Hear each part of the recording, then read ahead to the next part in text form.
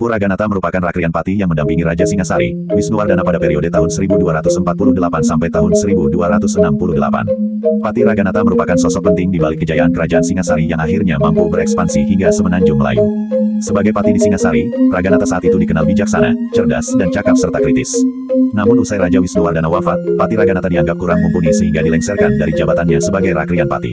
Raja Kertanagara yang menggantikan Raja Wisnuwardana mencopot Patih Raganata. Kartanegara yang berkuasa pada periode tahun 1268 sampai tahun 1292 memberi jabatan baru Empu Raganata sebagai Adiaksa Tumapel.